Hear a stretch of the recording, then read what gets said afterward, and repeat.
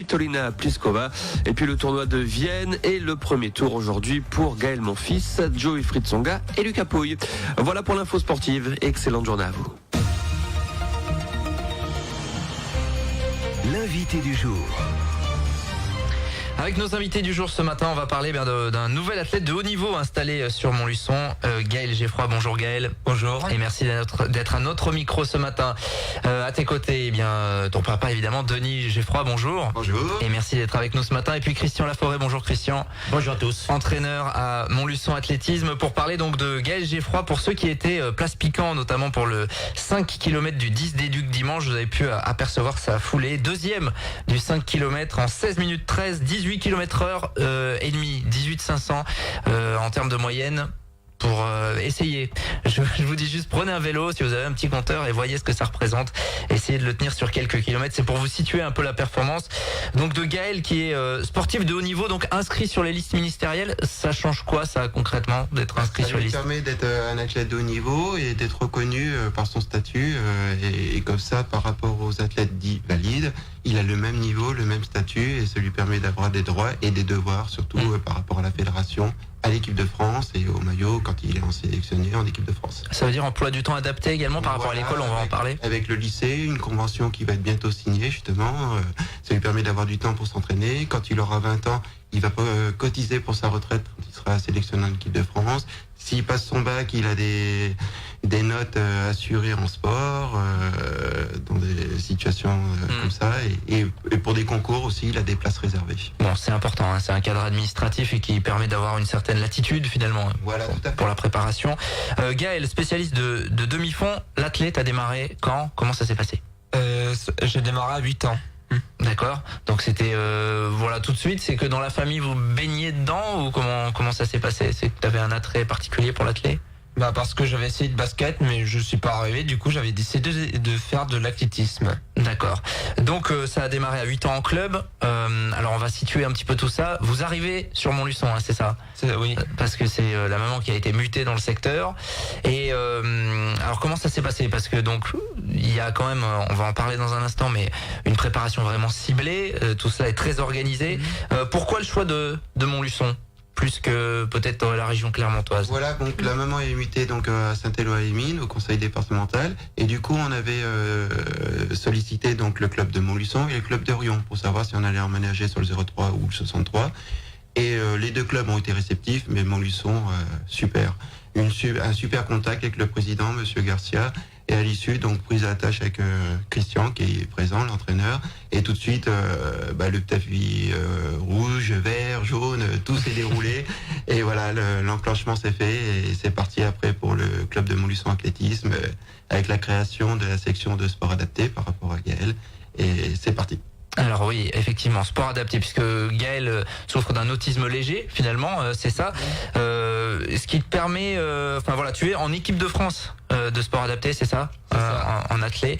C'est important de le préciser. Comment vous avez accueilli ça, le coach finalement? Comment ils sont venus vous voir et il fallait créer une section sport adapté. Ça, il a fallu faire un peu de paperasse, quoi. Exact. Déjà, on a eu un premier contact. Pour moi, l'important c'était de savoir si Gaël pouvait se gérer seul lors de mes absences. Bon, ça a été le cas. Donc, de là, j'ai pu commencer à lui préparer quelques plans d'entraînement depuis mi-août. Et ensuite, j'ai fait les plans d'entraînement en fonction des résultats qu'il avait eus. Et j'ai fait un test VMA au cours du mois de septembre pour bien définir ses allures et maintenant on peut travailler vraiment précis. Alors ce test de VMA d'ailleurs à combien pour les spécialistes? Pour les spécialistes une VMA à 21,8 même plus proche de 22. C'est plutôt pas mal, c'est plutôt très bien. Du coup Gaël, t'avais démarré l'athlète à 8 ans, comment ça s'est passé ensuite la progression jusqu'à maintenant?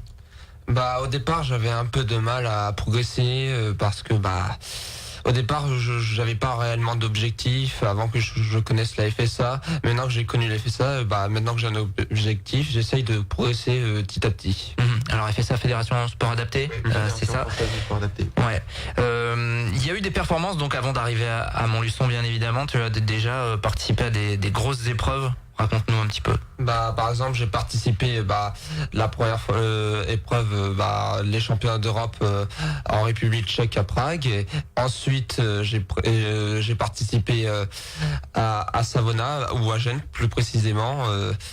En cross, c'était Non, c'était pas en cross, c'était au 1500, c'était les championnats d'IPC, et à ce moment-là j'ai gagné la deuxième médaille.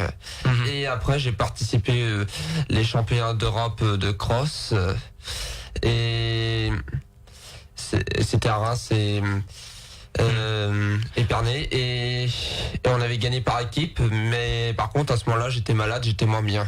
D'accord. Oui, il y a un suivi avec Reims, notamment. Oui, voilà, parce qu'il y a le pôle de haut niveau de la Fédération française de sport de milieu au niveau de l'athlétisme, comme c'est géré par la DTN, et le staff technique, le pôle, tout se trouve sur Reims au Creps. Ouais. Christian Laforêt, quand vous avez donc pris connaissance des performances de Gaël, notamment, c'est une chance pour le club d'avoir quand même un athlète de ce niveau-là. Oui, déjà, c'est lui qui a la plus grosse VMA de tous les athlètes que j'ai. Voilà. Juste en dessous, c'est Clément Charmillon. D'accord. Avec une VMA 21,5. Qui est très très bien aussi. Donc, bien sûr, on a des choses à faire, quoi. Là, je pense qu'on devrait déjà, le premier objectif, ce serait qu'il ramène une petite médaille de ces championnats d'Europe de cross. Mais ensuite, sur piste, je pense qu'on a des choses intéressantes à faire. Parce que les résultats qu'il a obtenus jusqu'à maintenant, correspondent pas vraiment à sa VMA, quoi. On devrait pouvoir faire quelque chose. Il y a moyen de faire un petit peu mieux. Gaël, tu as une distance favorite, c'est plutôt 1500 plus que 1500 et 800. 800 aussi. D'accord. Le coach est assez d'accord ou vous pensez que là on est sur les bonnes distances? 15 devrait faire quelque chose d'intéressant. Alors on le disait, l'actu c'est cette prépa donc pour les championnats d'Europe de cross de sport adapté. Ça sera à Carovigno en Italie du 28 novembre au 2 décembre. Quels sont tes objectifs, Gaël? Là c'est d'essayer de faire ça pour l'équipe et tout, et aussi de gagner une médaille. Ouais, l'objectif individuel c'est la médaille. Ouais. C'est par équipe aussi. Ouais, parce qu'en équipe vous aviez donc déjà été champion. Voilà, ils ont été champions du monde à Reims, c'était pas et là donc effectivement Gaël monte en potentiel. Pourquoi pas essayer d'accrocher en individuel? Ça va être difficile parce qu'à chaque fois il est le plus jeune sur les compétitions. 19 ans on rappelle. Voilà, 19 ans, et comme ça fait 2 ans qu'il est en équipe de France, maintenant une bonne année. Et il y a l'objectif aussi par équipe qui est la notion en cross, c'est l'équipe aussi qui est très importante. Il y a la part individuelle effectivement, c'est comme en effet femme, mais la notion équipe est très importante. Par équipe, c'est qu'on cumule les places en fait. Voilà, c'est des points qu'on marque en fonction de son classement, et toutes les nations après il y a un bilan, et comme au cross, et donc il y a des qualifications, il y a des places et il y a des podiums. Gaël, comment se passe là depuis ton arrivée à Montluçon, la préparation? Ça se passe très bien pour l'instant, il n'y a pas eu de problème. Ouais. La charge d'entraînement là pendant les vacances, c'est quoi? Pendant les vacances, c'est pour Céresville. Ouais. Le cross de Céresville. D'accord. Et c'est plusieurs entraînements par jour qu'on se rende compte finalement, que les auditeurs se rendent compte qu'on est vraiment là sur des sportifs de haut niveau pour le coup. Tu as 2 entraînements quotidiens quasiment, c'est ça? Là, pour l'instant, on était à 5 entraînements par semaine. D'accord. Et pendant les vacances, on va faire un gros bloc, mais surtout en vue des championnats d'Europe de cross. Là, on va faire un bloc avec du bi-quotidien, au moins 5 fois dans la semaine, quoi. On va faire 3 jours de bi-quotidien, quoi.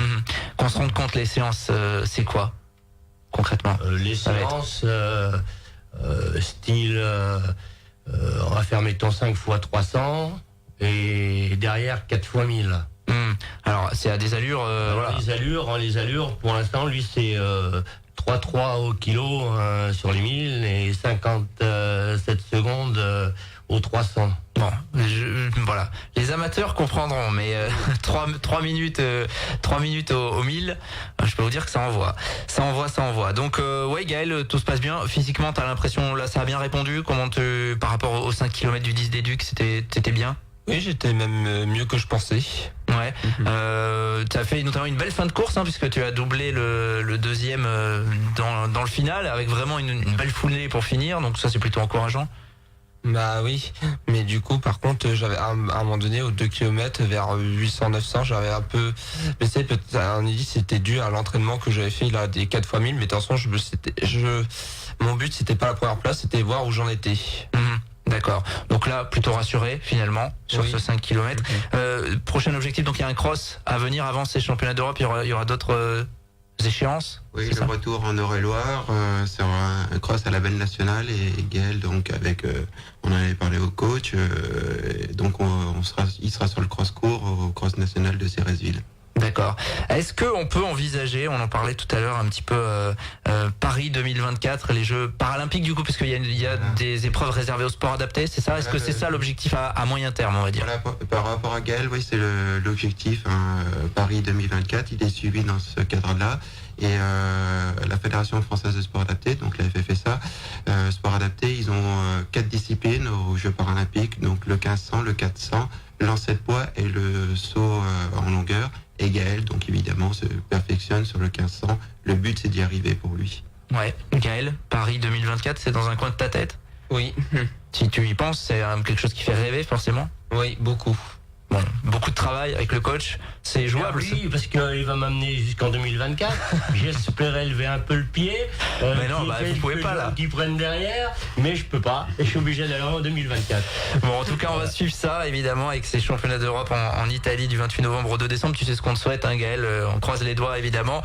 Merci d'être passé à notre micro, tous les trois. C'était une belle découverte. Et je pense que pour le club de Montluçon Athlé, c'est vraiment une chance d'avoir des athlètes comme ça. Bien sûr. Et puis avec cette création de section sport adapté, c'est très enrichissant également. Merci à tous les trois d'être passés à notre micro. Et puis à très bientôt pour parler des prochaines Merci. performances. Merci à vous. Il est 7h56 et nous, on reste en direct, évidemment. L'invité du jour.